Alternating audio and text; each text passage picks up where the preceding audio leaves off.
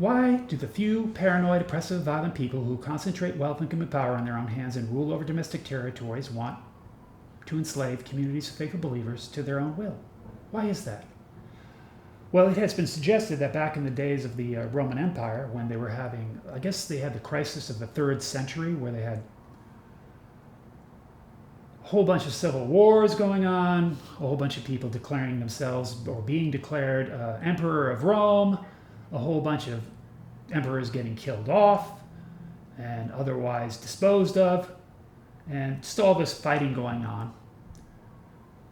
Somebody in the Roman Empire came up with the idea that, you know what would be a great idea is we had one religion that could unify the entire empire and bring about an end to all of these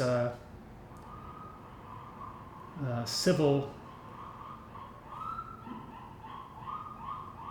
strife and war and fighting going on within the Roman Empire. So they came up with Christianity.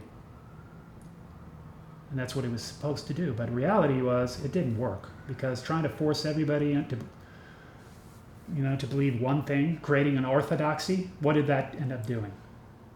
Well, anybody who was not a practitioner of these, Christianity, which was Catholicism back then, basically, anybody who was not a believer, did not believe the same way, and was not doing the same thing as the communities of faithful believers, were treated like outsiders.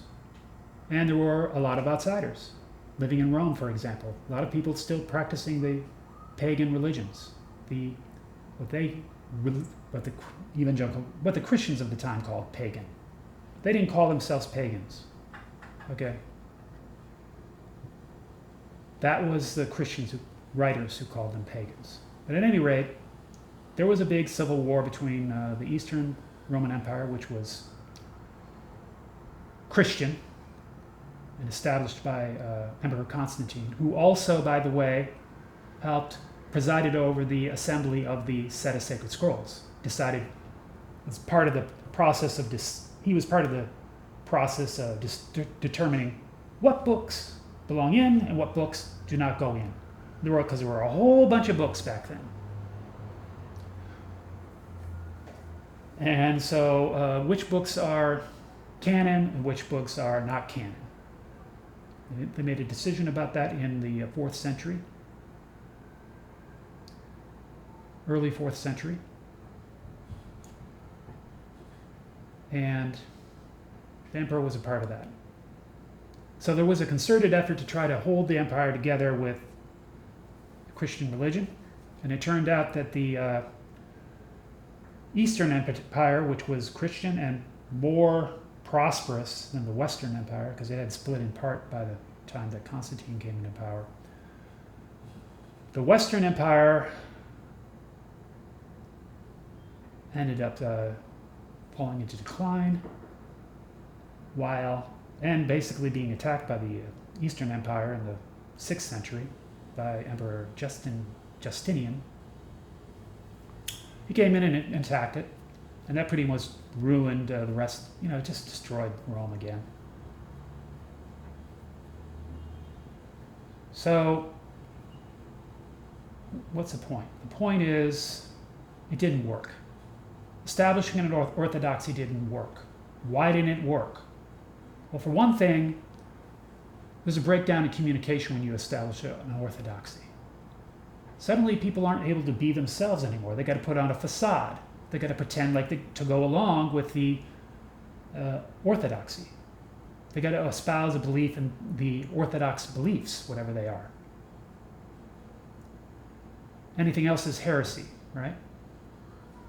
Anybody else who is not going along, doing the same thing, not believing the same way, is a heretic, an infidel, evil, a representative of the evil entity. So, does it mean that everybody believes in it if they say they believe in it? No, it doesn't. But maybe that doesn't matter. As long as you're not contradicting the religious authority figures, and as long as you're not contradicting the few paranoid, oppressive, violent people who have gained influence over the religious authority figures and therefore support them, patronize them, you're fine. But people don't get to know who you really are. They don't get to know what you're really thinking. Because if you've given that up, if society is built on a lie, the lie is these pessimistic myths are truths, and an orthodoxy is enforced by a few paranoid, oppressive, violent people who concentrate wealth, income, and power in their own hands, then there is no conversation, there is no discussion. Any effort to present an alternative model of the totality would be greeted with